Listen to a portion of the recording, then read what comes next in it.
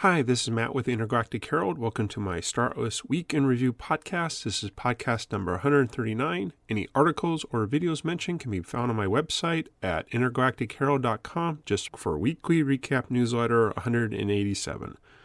I made it through the intro, but I will admit I am sick, so you may hear my voice sound terrible, could cough, may need to drink some water. So I apologize for all of those things in advance. Also, this podcast is delayed. I had everything ready to go. Did a family trip, day trip with my daughter on Saturday. Came home sick and have been sick pretty much ever since then. So this is being recorded on a Thursday. Thought it was just a bad cold on a fluke. Took a COVID test and turns out I got COVID.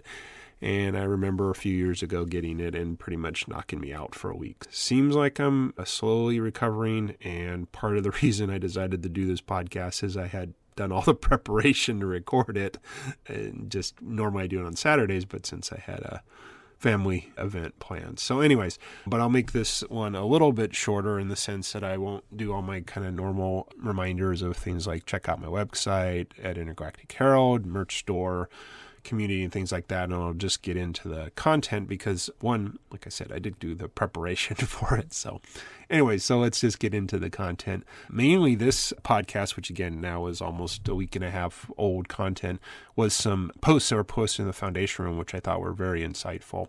Addition to that, the week that this one is the week in review, there was an Atlas Brew. Highlights from that was the IRS Blessings campaign, which is a 6-month community effort. Again, listen to the Atlas Brew or my AI recap. Pretty sure that exists. Sorry, I can't remember what I did a week ago. They also mentioned that Zinc testing was going very well, and they're interested in adding more testers. But again, this is almost a week old information now. And they did give a couple wholesome updates that the big key was improving the reliability and performance, and that Chapter 2 actually have some NPCs, so a new feature there.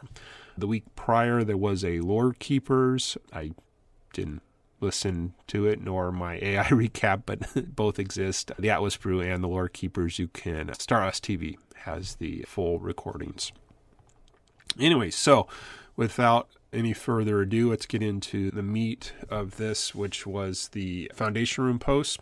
Again, I'm going to always state this to make sure I'm covering myself, but Foundation Room is the special Discord chat channel that is read-only, except for certain people who, for whatever reason, qualified. Over time, I think there's actually criteria somewhere. But anyways, but it is public, so people can read it. I've been working on getting a feed of this information, but again, just one of those things that hasn't happened yet. But I did find a week ago, actually probably a week and a half ago for some of these messages, there was 2 sets of messages I found really interesting from replies to community questions from different people. If you're interested in that, I'll reference you there because I guess it's public, but I'm just going to reference the replies and a little bit of a summary of what the questions were.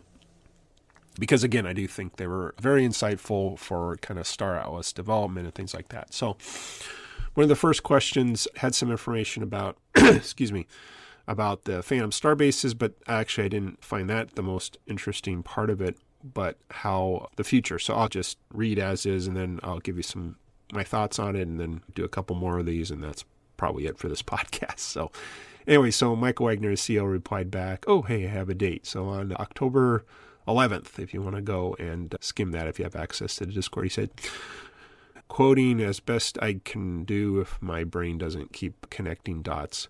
So the quote is, first I'm hearing about additional Phantom Star bases. Hasn't come up any of our internal econ calls either.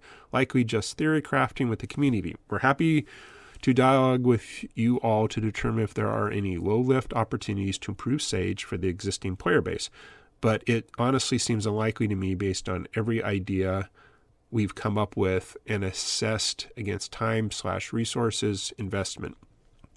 C4, PTR, and again, I always forget what PTR stands for, but I'm pretty sure it's the testing phase, and Zinc are both on the horizon. My best recommendation is not to get too hung up on Sage for now and get excited prepared for what's coming next. Anyway, so my thoughts on that again is I think it's becoming more and more clear that regardless of what's going on in Sage, pros, cons, whatever, the team is totally focused on C4 and now the Zynq.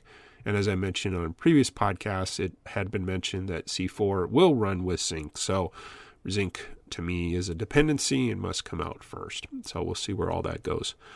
Michael Wagner goes on to say, and no, I won't share any dates, but the Zynq user dashboard and Z profile registration, along with the airdrop campaign, plus Sage C4 are both our highest engineering priorities.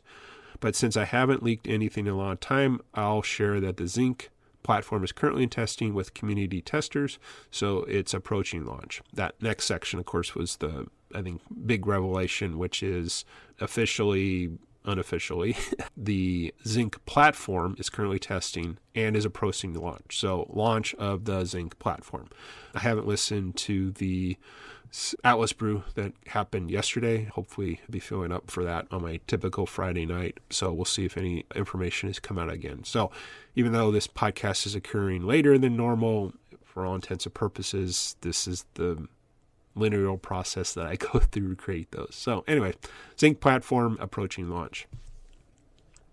Then there was another question that related to faction fleet maybe going away, the question was, would the faction fleet going away bring in more players? And Michael Wagner replied back to that post that he said, I don't have a ton of confidence about player migration from faction fleet. That's why we introduced tutorial videos for the migration. I wasn't aware there was tutorial videos, but to be honest, I'm not in faction fleet anymore. Interesting. That's cool. He then goes on to say, at a minimum, we'd like to see people list their assets on fleet rentals. There is a real risk that if we deprecate faction fleet, that people will just dump their assets instead of making the migration. As of right now, I think the soonest we'll discontinue faction fleet is when we roll out C4 on mainnet, so there is a major release to incentivize the move. Okay, so my thoughts on this, like I said, I didn't realize there was a migration video, but that's awesome. It exists, and probably because I haven't gotten into faction fleet since I moved all my ships over to the Sage. I also concur that deprecating it or getting rid of faction fleet, there's really nothing's broke, not taking any time. Anybody who's still gaining things from it are passive, and that seems fine. I also really like the idea if you're going to take something away, you got to give somebody an alternative. And fleet rentals, for all their hope of that being the thing, doesn't seem to have occurred.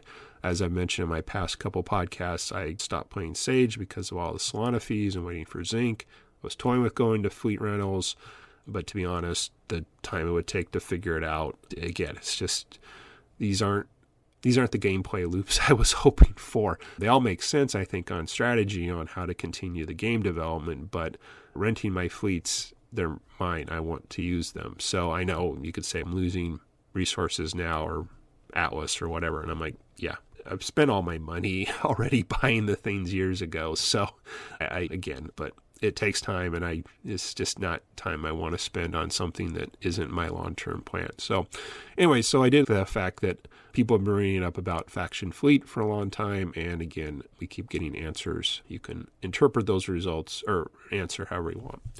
So then, yes, and then there was one more. This was, I think, a few days later, and hence later in the week. And it was, actually, I didn't write down the original question, so I don't know.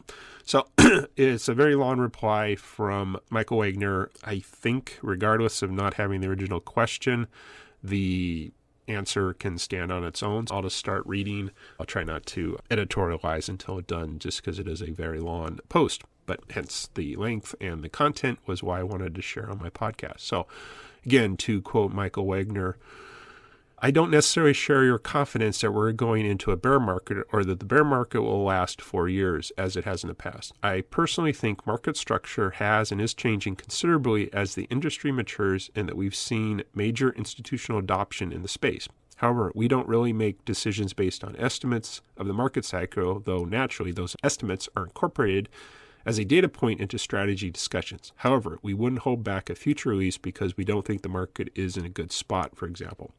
The larger point I would like to make, however, is that the product we are building in gaming is intended was italicized, to be relative immune to the market cycle, giving a mature product. Gamers will game whether Bitcoin or Atlas is up or down. That is a separate demographic from the core Web3 natives that are in Star Atlas today. We do not intend to be constrained to a pure crypto native indefinitely. We need to expand beyond that audience into the mainstream, which is why a product like Holosym can be so powerful alongside the free-to-play modes within UE. Now, I can share some thoughts on why I'm overall optimistic. Point 1, Zinc dashboard and airdrop season kickoff is imminent. Imminent was italicized. Sage C4 PTR and mainnet launch. 2x updates to UE before the end of the year. Holosym Chapter 2 release. And in terms of revenue streams, they are numerous. Game asset sales. I don't by any means rule this out, and in fact, Zinc could be a driver for primary market sales because it earns ZXP. Subscription services, both Holosym Battle Pass and Zinc Premium. Recurring cash flows from token sales. Also note, Zinc could, italicized, be a considerable driver for purchase demand given the strong weighting of ZXP. Possibility, also italicized, Zinc token sales.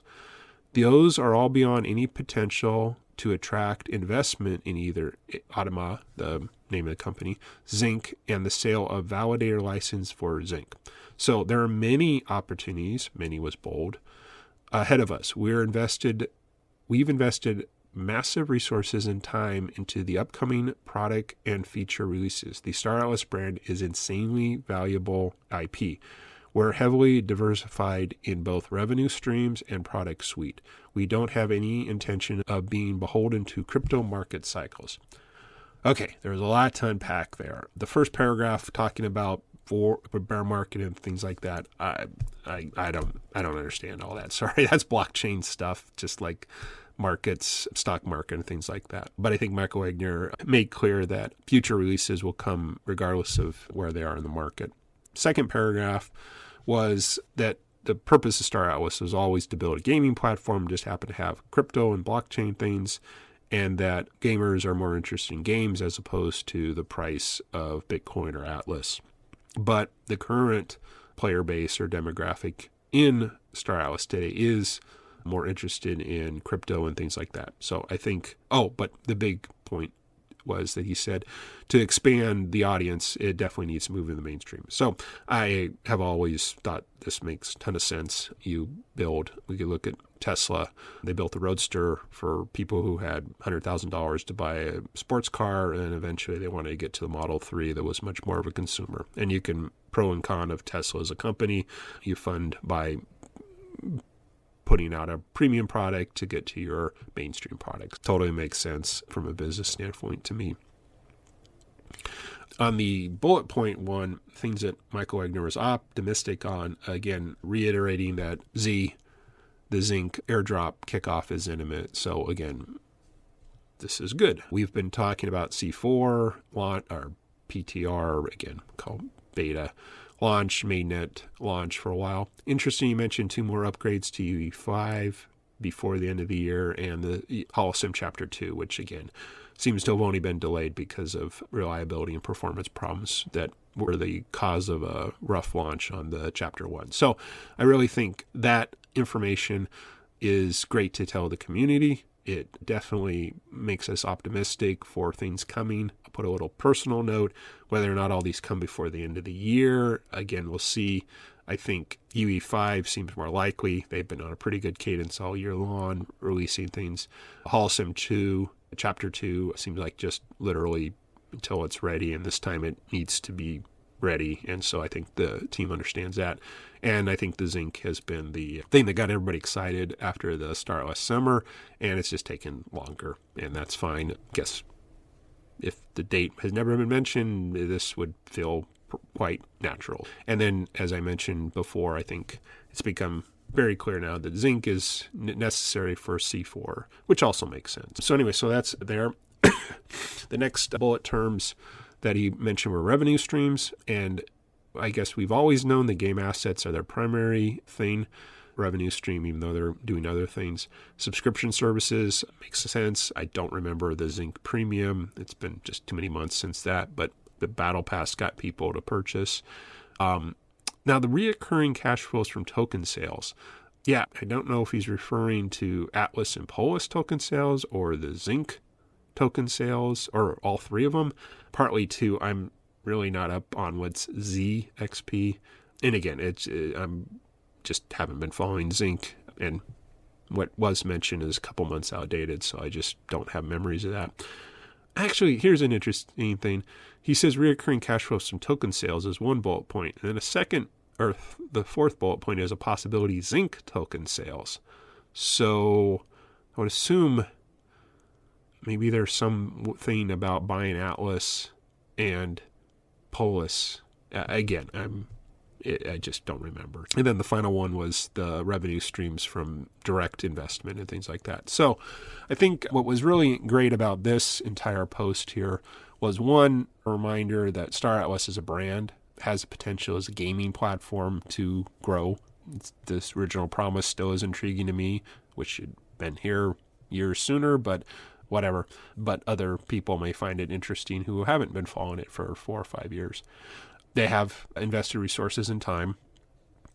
The upcoming product and feature releases, again, Holocim Chapter 2, UE5, Sage, Zinc. Yeah, those are a very strong product goal to reach. And they have been developing on most of those all year long. Holocim is a product. It's just still being refined. And UE5 is definitely maturing. And Sage C4, if as large as the announcements at the Star Atlas Summer with the editor, with claim stakes, with crafting habs, council rank, which hasn't gotten a lot of attention, and combat, which, if it's anything like what's in Holocim, could be incredible for those who want to participate in combat. I'm not sure I'm one of those, but that's a different thing. And then the whole promise of Zinc. Yeah, so I found, I guess to wrap this up, because I'm babbling now, I realized, these I think were some great posts. I really appreciate Mike Wagner sharing these with the community. Thankful that now the Foundation Room is accessible to anyone who can join Discord, hence why I'm wanted to share, because I do think this helps with, call it a mid-quarter, or I guess mid-half-year quarter, if Star Atlas Summer was the middle and Christmas will be the quiet time. Having something here in the middle of October to kind of remind us of what the goals are the next couple months, I think was really great. I wanted to make sure to share that with my audience and things like that. So thanks very much for listening. I'll just skip over the ending because my voice is starting to go again. Thanks very much for listening. This was Matt with the Intergalactic Herald. Have a short, good week ahead, and hope you don't get sick with COVID anytime soon. Take care.